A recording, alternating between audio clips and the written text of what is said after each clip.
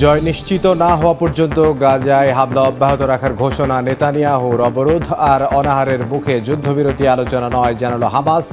একদিনে নিহত আরও ৬৩ ফিলিস্তিনি। সীমান্ত সংঘাত বন্ধে যুদ্ধবিরতিতে সম্মত থাইল্যান্ড ও কম্বোডিয়া। মালয়েশিয়ায় শান্তি আলোচনার পর আসলো সিদ্ধান্ত, যোগ দেয় যুক্তরাষ্ট্র ও চীনের প্রতিনিধি দল। আসাম থেকে উচ্ছেদ করা হচ্ছে বাংলাভাষী মুসলমানদের। এক মাসে গুড়িয়ে দেয়া হলো ৩৫০০ বাড়িঘর। ভারতীয় হলেও বাংলাদেশি তকমা দিয়ে তাড়িয়ে দেওয়ার অভিযোগ। ১৫০টি যুদ্ধজাহাজ সহ ভারী অস্ত্র নিয়ে একসাথে ৪ সাগরে রাশিয়ার বিশাল নৌমহড়া। এটি কি আমেরিকা ও পশ্চিমাদের বিরুদ্ধে হুমকি? তুরস্কে ভূমিকম্পে ৫৫,০০০ মানুষের মৃত্যু হয়েছিল। গুগলের ব্যর্থতার কারণে ২ বছর পর কেন দায় স্বীকার করল তারা? হামাসের বিরুদ্ধে জয় নিশ্চিত না হওয়া পর্যন্ত গাজায় হামলা অব্যাহত রাখার ঘোষণা দিয়েছেন ইসরায়েলের প্রধানমন্ত্রী বিনিয়ামিন নেতানিয়াহু। এ অবস্থায় দেশটির পরবর্তী পদক্ষেপ কি হবে তা দ্রুত ঠিক করার আহ্বান জানিয়েছেন মার্কিন প্রেসিডেন্ট ডোনাল্ড ট্রাম্প। অন্যদিকে হামাস বলছে, অবরোধ আর অনাহারের মধ্যে ইসরায়েলের সঙ্গে যুদ্ধবিরতি আলোচনা চালিয়ে নেয়ার কোনো অর্থই হয় না। এদিকে নেতানিয়াহু বাহিনীর আগ্রাসনে গাজায় একদিনে আরও ৬৩ জন ফিলিস্তিনি নিহত হয়েছেন। বোমার আওয়াজ আর আর্তনাদ এই যেন গাজাবাসীর নিত্যদিনের জীবনের অংশ হয়ে উঠেছে। স্থানীয় সময় রোববার উপত্যকাটির খান ইউনিস, বনি সুহেলা সহ বেশ কিছু জায়গায় ইসরায়েলি বাহিনীর বর্বর হামলায় নিহত হন অর্ধশতাধিক ফিলিস্তিনি। ত্রাণকে ফাঁদ হিসেবে ব্যবহার করেও হত্যার অভিযোগ রয়েছে। যদিও ইসরায়েলি সেনাবাহিনীর মুখপাত্রের দাবি, হামাস গাজায় দুর্ভিক্ষের মিথ্যা ও প্রতারণামূলক প্রচারণা চালিয়ে যাচ্ছে। ইসরায়েলি প্রধানমন্ত্রী বিনিয়ামিন নেতানিয়াহু বলছেন, তাদের জয় নিশ্চিত না হওয়া পর্যন্ত এই হামলা চলতে থাকবে। গাজায় ন্যূনতম পরিমাণে ত্রাণ সরবরাহ চালিয়ে যাওয়ার কথাও জানান তিনি। হামাসকে ধ্বংস করা এবং আমাদের জিম্মিদের মুক্তি দেওয়ার লক্ষ্যে আমরা লড়াই এবং আলোচনা পরিচালনায় অগ্রগতি করছি।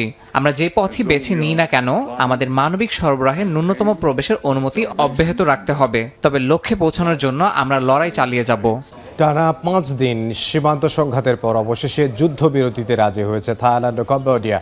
দুদেশের শীর্ষ পর্যায়ের আলোচনার পর সিদ্ধান্তের কথা জানান মালয়েশিয়ার প্রধানমন্ত্রী আনোয়ার ইব্রাহিম। মধ্যরাত থেকে যুদ্ধবিরতি কার্যকর হবে বলে জানানো হয়। বৈঠকে যুক্তরাষ্ট্র ও চীনের প্রতিনিধিরাও অংশ নেন। বৃহস্পতিবার শুরু হওয়া সংঘর্ষে এখন পর্যন্ত নিহত হয়েছেন অন্তত ৩৫ জন, বাস্তুচ্যুত হয়েছেন ২ লাখের বেশি। হামলার জন্য একে অপরকে দায়ী করে দুদেশ।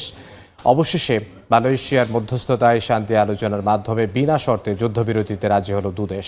১৫০টি যুদ্ধজাহাজ, ১৫,০০০ সেনা, হাইটেক অস্ত্র ও অত্যাধুনিক ড্রোন নিয়ে একযোগে ৪টি সমুদ্রে বিশাল নৌমহড়া চালিয়েছে রাশিয়া। এর মধ্য দিয়ে রুশ প্রেসিডেন্ট ভ্লাদিমির পুতিন সাফ জানিয়ে দিলেন, আমেরিকার নৌ আধিপত্যকে আর ভয় পায় না মস্কো। জানালেন, রাশিয়া শুধু ইউক্রেনে ব্যস্ত নয়, সমুদ্রেও ভয়ঙ্কর প্রতিপক্ষ। এই সামুদ্রিক মহড়া কি তাহলে ভবিষ্যতের সংঘাতের ইঙ্গিত? যুক্তরাষ্ট্র কি কাঁপছে রাশিয়ার সামুদ্রিক শক্তির হুঙ্কারে? বিশ্বে একমাত্র রাশিয়াই কি পারে আমেরিকা ও পশ্চিমাদের ঠেকাতে? হাফিজুল ইসলামের ডেস্ক রিপোর্টে বিস্তারিত। বিশ্ব পরাশক্তিগুলোর পরবর্তী যুদ্ধের ময়দান হতে পারে সাগরের জলসীমা, আর সেজন্য আগাম প্রস্তুতি নিচ্ছে রাশিয়া। প্রশান্ত, আর্কটিক, বাল্টিক ও কাস্পিয়ান 4টি কৌশলগত সমুদ্রে একযোগে বিশাল নৌমহড়া চালিয়েছে মস্কো। ১৫০টি যুদ্ধজাহাজ, ১৫,০০০ সেনা, ১২০টির বেশি সামরিক বিমান, ক্ষেপণাস্ত্র ইউনিট ও হাইটেক ড্রোন নিয়ে চালানো মহড়ার মধ্য দিয়ে পুতিন যেন হুঁশিয়ারি দিলেন, সমুদ্রেও তারা এক ভয়ঙ্কর প্রতিপক্ষ। ইউক্রেন যুদ্ধ রাশিয়াকে দুর্বল করে ফেলেছে। আমেরিকা ও পশ্চিমা জোটের এমন ধারণাকে উড়িয়ে দিতেই সামুদ্রিক রণাঙ্গনে শক্তির দাপট দেখালো মস্কো। জুলাই স্টর্ম নামের এই রুশ নৌমহড়ায় কতটা আতঙ্কিত হয়েছে যুক্তরাষ্ট্র? গত ২৩ থেকে ২৭ জুলাই পর্যন্ত চলা নেভি ড্রিল বা নৌমহড়ার মূল লক্ষ্য ছিল প্রতিরক্ষা প্রস্তুতি যাচাই, সাবমেরিন প্রতিরোধ, ড্রোন ও আকাশ থেকে আসা আক্রমণ ঠেকানো, সমুদ্রপথের নিরাপত্তা এবং দূরপাল্লার অস্ত্র ব্যবহারের অনুশীলন। রুশ প্রতিরক্ষা মন্ত্রণালয়ের ভাষায় এটি ছিল একটি কৌশলগত রিহার্সাল। ভবিষ্যতে আন্তর্জাতিক কোনো সংঘাতে রাশিয়া কিভাবে প্রতিক্রিয়া জানাবে সেটারই বাস্তব অনুশীলন করা হয়েছে এই মহড়ায়। সামরিক বিশ্লেষকদের মতে এই রিহার্সাল শুধুমাত্র প্রশিক্ষণ নয়, বরং যুক্তরাষ্ট্র, জাপান ও নেটোর উদ্দেশ্যে একরকম শক্তি প্রদর্শনের কৌশল।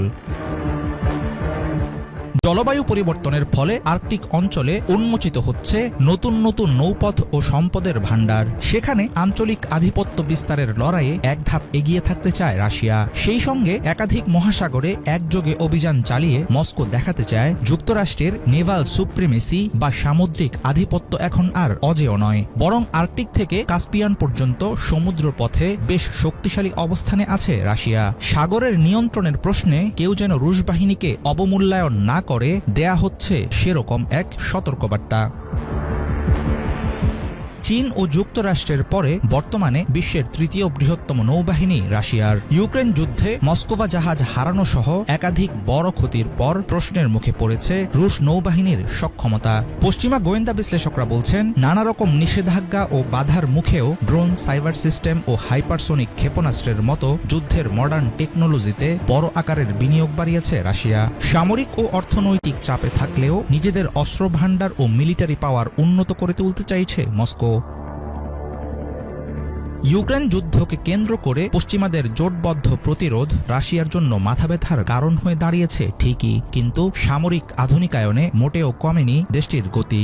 হাইপারসোনিক ক্ষেপণাস্ত্র, জিরোকন টেকনোলজি, মিলিটারি ড্রোন, কৃত্রিম বুদ্ধিমত্তা ও সাইবার সক্ষমতার নতুন সংযোজন, সব মিলিয়ে স্মার্ট ওয়্যারফেয়ার বা আধুনিক যুদ্ধ কৌশলের দিকেই এগুচ্ছেন পুতিন। সমুদ্রে মার্কিন আধিপত্য, নেটোর ঘাঁটি বিস্তার, আর্কটিকে যুদ্ধের আশঙ্কার মাঝে এই রুশ নৌমহড়ার কৌশলগত গুরুত্বই বেশি। এর মধ্য দিয়ে রাশিয়া যেন মনে করিয়ে দিচ্ছে আমেরিকার নৌবহরকে জোর ধাক্কা দেওয়ার ক্ষমতা মস্কোর আছে। ফিলিস্তিনের গাজার কিছু এলাকায় প্রতিদিন 10 ঘণ্টা করে অস্ত্রবিরতির প্রতিশ্রুতি দিলেও তা ভঙ্গ করে হামলা চালাচ্ছে ইসরায়েলি বাহিনী। রবিবার সামরিক অভিযান বন্ধ ঘোষণার কয়েক ঘণ্টার মধ্যেই গাজা সিটির একটি বেকারিতে হামলা চালায় নেতানিয়াহু বাহিনী। হামলা ও হত্যাযজ্ঞ হয়েছে আল মাওয়াসি এলাকায়। গাজায় 5 লাখ ফিলিস্তিনি চরম অনাহারে ভুগছে। বিশ্ব স্বাস্থ্য সংস্থার মতে অপুষ্টিতে ভুগছে 20% বেশি গর্ভবতী নারী। অনাহারে বাড়ছে মৃত্যুর সংখ্যা। এই পরিস্থিতিতে গাজায় কিছু খাবারের ট্রাক ঢুকলেও তা খুবই সামান্য বলে ক্ষোভ জানিয়েছে জাতিসংঘ। শহীদ আরাফাতের ডেস্ক রিপোর্ট। ফিলিস্তিনের গাজার 3টি এলাকায় অস্ত্রবিরতি ঘোষণার কয়েক ঘন্টার মধ্যে হামলা চালায় ইসরায়েলি বাহিনী। হামলার লক্ষ্যবস্তু ছিল গাজা সিটি ও আল মাওশি। রবিবার ভূখণ্ডটির আল মাওশি, দের আল বালা এবং গাজা সিটিকে সামরিক অভিযানের বাইরে রাখার ঘোষণা দেয় নেতানিয়াহু প্রশাসন। তবে সেটি ব্যর্থ প্রমাণিত হয়েছে। ওইসব নিরাপদ স্থানগুলোতে হত্যাযজ্ঞ অব্যাহত রেখেছে জায়নবাদী গোষ্ঠী। এরই মধ্যে 24 ঘন্টায় গাজায় প্রায় 100 ফিলিস্তিনিকে হত্যা করেছে ইসরায়েল। ইসরায়েলি বাহিনীর অস্ত্রবিরতির ঘোষণাকে শুভঙ্করের ফাঁকি বলছেন বিশ্লেষকরা। গেল কয়েক সপ্তাহে গাজায় ক্ষুধা ও অপুষ্টিতে থাকা ফিলিস্তিনিদের জন্য আন্তর্জাতিক চাপ বাড়তে থাকলে অবরোধ তুলে নিয়ে ত্রাণ ঢোকার অনুমতি দেয় ইসরায়েলি প্রশাসন। তবে ত্রাণের আড়ালে একের পর এক হামলা ও হত্যাযজ্ঞ চালাচ্ছে নেতানিয়াহু বাহিনী। ভূখণ্ডটির একটি স্থানও নিরাপদ নয় বলে মত বিশ্লেষকদের।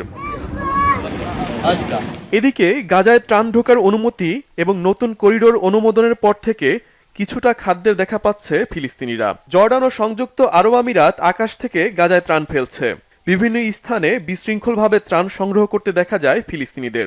গাজায় যে পরিমাণ ত্রাণ ঢুকছে তাকে পর্যাপ্ত বলছে না জাতিসংঘ।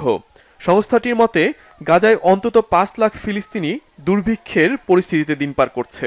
বিশ্ব স্বাস্থ্য সংস্থা বলছে গাজায় অপুষ্টিতে ভুগছে 20% বেশি গর্ভবতী নারী। খাদ্যের অভাবে স্বাভাবিক ওজনের চেয়ে অনেক কম ওজন নিয়ে চলছে তারা। অনেকে অনাহারে মারা যাচ্ছেন। এই পরিস্থিতিতে ভূখণ্ডটিতে প্রচুর পরিমাণে ত্রাণ প্রয়োজন।